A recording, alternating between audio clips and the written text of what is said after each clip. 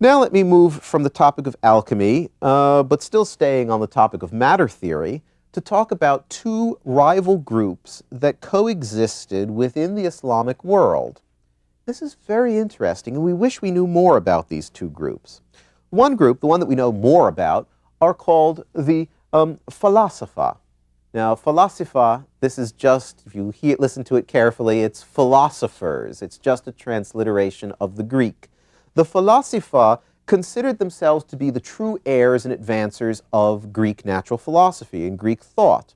Their commitments were generally to Plato, Neoplatonism, and a sort of Platonic reading of Aristotle.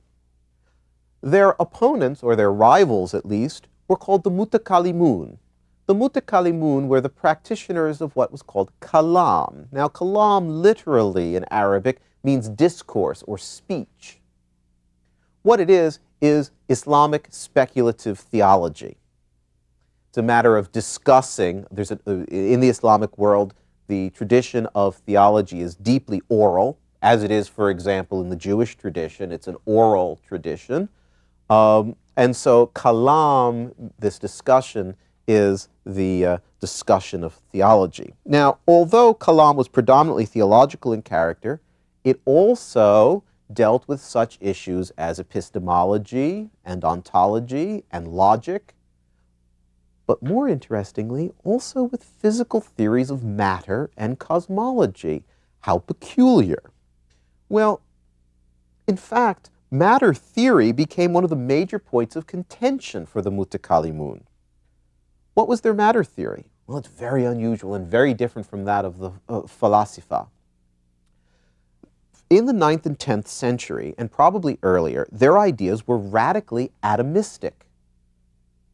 That's strange, because I've already told you that Epicurean atomism was rejected by both Christians and Muslims in general because of its tendencies toward atheism. But the Mutakallimun seem to have picked up some ideas of Epicureanism. How radically atomistic was it? Well, they not only believed that matter came in discrete, smallest parts, but also believed that time was not continuous, but came in discrete, smallest parts, as well as space, as well as motion. All of these came in discrete parts. What they seem to be adopting is a radically non-Euclidean view of space. For Euclid, his whole geometry depends upon the idea that there is a continuity of a line, that a line is not made up of discrete points. Put as many points together as you want, you never get a line. The Mutakallimun, on the other hand, seem to be using what we call a discrete geometry, where points actually do add up to something. Where on earth did they get this from, and why? Well, both of those questions are difficult to answer because the earliest writings of the Mutakallimun are lost. So we only have digests of them from later writers. There is, however, no evidence that any writings of Epicurus were ever translated into Arabic. There's no evidence that any legitimately Epicurean, much less Lucretian works, were read by Islamic theologians. What may have happened instead was that they got sort of a digested version of this from interactions maybe with Nestorian Christians who would have been familiar with the natural philosophical ideas of the Hellenistic world, but we really just don't know. Why did they adopt it? Well, that also is unclear. There has been the suggestion made that it was adopted for a specific theological purpose, namely to confound the dualists. Now, the dualist I mentioned once before very briefly when we were talking about Augustine. The dualist believed in two forces in the universe, two gods, a good one and an evil one, and generally believed, particularly in the Manichaean version of dualism, that matter was inherently evil. Now, the idea of matter being inherently evil is not consonant with either Christianity or Islam, because God created matter, and what God creates is good. The dualists would have been a problem for the early Muslims, especially once the capital was moved to Baghdad, because now where were they? They were in the middle of Mesopotamia, which is the origin of dualist philosophies. The Persians were certainly dualists at one time. Therefore, if you want to say something about matter not being evil, you need to know something about matter. This is how the argument goes. Know something about matter, you need a matter theory, and the Mutakalimun seem to have picked up this discrete geometry and this atomistic view of matter. What I want to emphasize to you, though, is that if this origin is actually true, what does it mean? It means that a theological need, a need on the part of theologians, actually was the cause for the adoption of a specific scientific conception of the world. That is not a usual connection that moderns tend to make. But this, I promise you, will not be the only example we see of this. Once we get to the Latin Middle Ages, there'll be a lot more. It also, the Mutakalimun and the Falasifa also idealize or typify two different ways in which scientific knowledge can be transmitted between cultures. The Falasifa actually had the books of the Greeks. They were actually in that tradition. They read the exact words, at least in Arabic, of Greek natural philosophers. But if you think about it, that's not the only way we learn. When we want to learn about astronomy, we don't necessarily read the latest papers in the Astrophysical Journal. We don't necessarily read the cutting-edge part of science. We tend to read popularizations, or we tend to pick up things sort of just from the culture in general. In our culture, so many scientific ideas are built into it that we know a lot of science that we take for granted that we don't actually know where it comes from. Something like this, it's been suggested, was what happened with the Mutakalamun. They, as well, picked up some of the basics of an Epicurean atomism, divorced from the atheistic bad parts of it that made Epicureanism so distasteful to so many people, but picked it up from some source. Maybe not necessarily a popularization, but maybe from speculations going on in the Christian communities who were familiar with Greek texts. Maybe not. We don't know. This is, of course, the problem that we always run up against until we get to the modern age, that the texts we really want to have, we don't necessarily have. It would be lovely to have early texts from the Mutakalimun. Don't necessarily have them. Maybe they're out there somewhere and we don't know about them. Well, having said this now, we need to go to a sad chapter in Islamic history, a sad chapter in Islamic culture, and that is the decline that occurred in Islamic civilization, evident by the beginning of the 13th century. By, say, 1500, there was really very little scientific work going on in the Islamic world. And that's a problem that needs to be explained. It's, in fact, one of the big questions, one of the great mysteries in the history of science. What happened in the Islamic world? And there are a lot of theories. And for the remainder of this lecture, I'm going to try to present you with some of those theories. But remember that all of these are tentative. I mentioned earlier in an earlier lecture that there's so much work left to be done on this topic. There are texts in Arabic scattered, for example, throughout Europe, in libraries where not necessarily anyone reads Arabic. We don't even know what's there. There are presumably Arabic texts throughout the Arab-speaking world that also we're not terribly familiar with yet. So there's plenty of work to be done there. History of science is thinly populated as a realm. On the one hand, we can point to external factors, that is, external to the history of science itself, in the culture of Islam. The unity of the Islamic world by the 12th century was falling apart.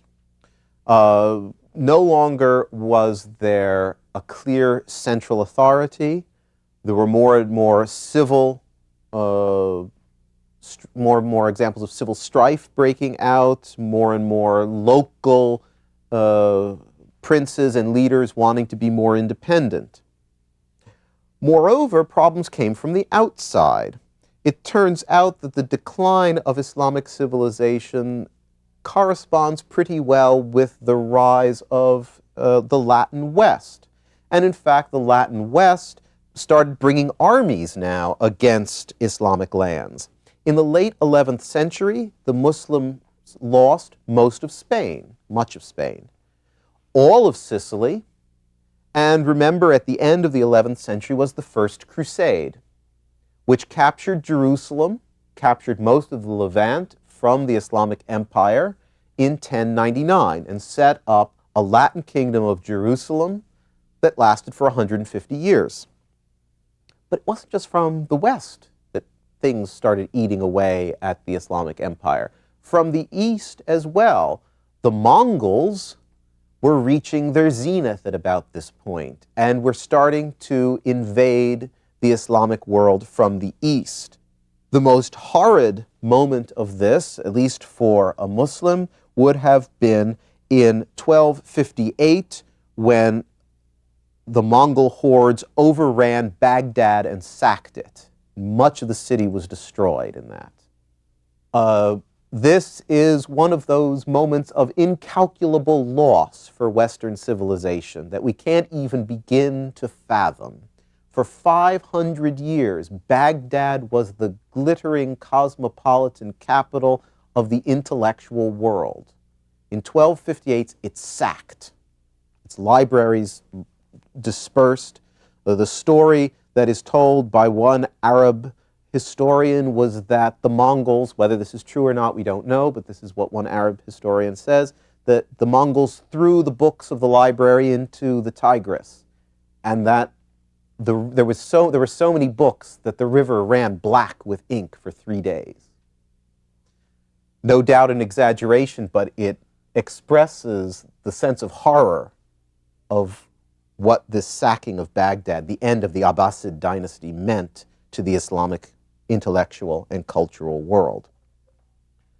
Now, on the other hand, a historian might well argue that such signs were not the cause of decay, but rather just signs of decay, that the Islamic Empire had weakened and allowed these military losses. So whether or not it's a cause or an effect, we're not actually sure.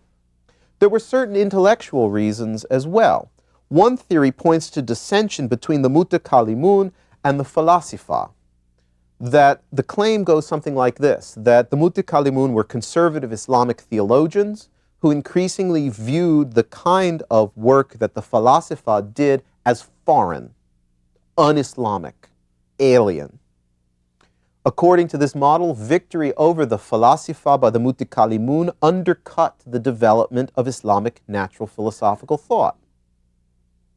Well, that might be the case. Many people point to the 12th century theologian Al-Ghazali, who certainly had a very strong negative reaction to thought that came from the Greek world, from the non-Islamic world. Yet, not everyone is convinced by this.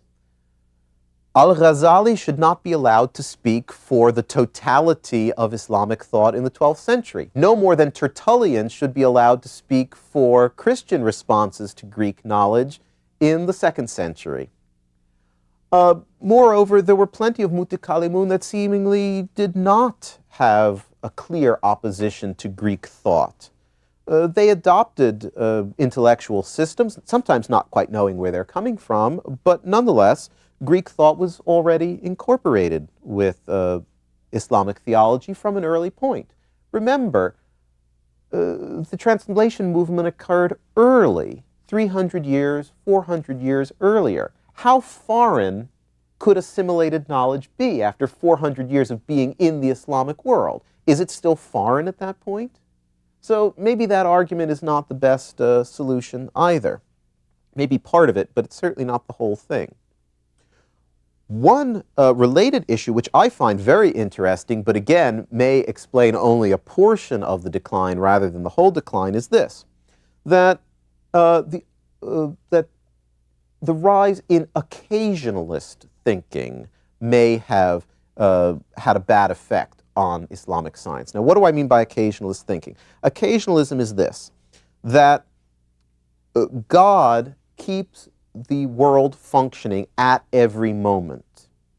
The idea works something like this for the Mutakallimun with a discrete atomistic philosophy. Let's say we have a body moving in front of us. Because motion is not continuous, the body is actually at one point in one indivisible instant of time, then in the next indivisible part of time, it's in the next indivisible part of space, and so forth. So essentially, it's a jerky motion, right? The idea then is that God recreates the universe at every infinitesimal moment, at every discrete smallest part of time. So the object really isn't moving, it's that God recreates the universe in the next moment of time with the object a little further along. Now, with just a little bit of thought, you'll see what the problem with this is. It's entirely contrary to a naturalistic reading of natural philosophy. That is to say, there aren't really natural laws undergirding the behavior of natural objects. It's God's intervention at every discrete, smallest part of time. And so if you have that kind of a notion, well, then you really don't have any science anymore. You don't have scientific laws, unless you're going to assume that God makes up a scientific law that then he abides to in making bodies appear to move. It's an interesting thought, but again, I don't think it can explain everything.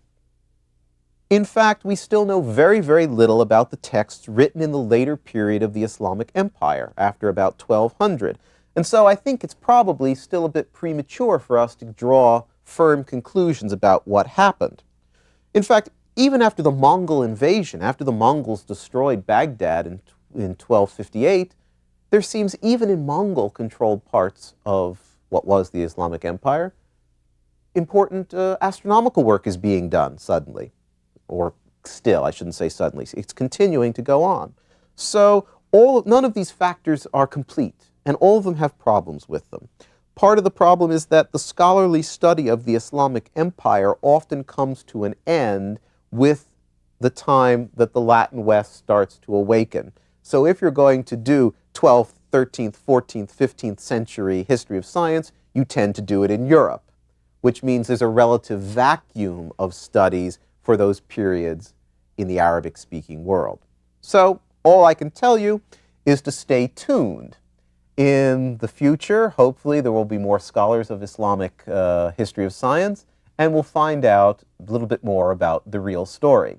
In our next lecture, we then have to move back to the Latin West.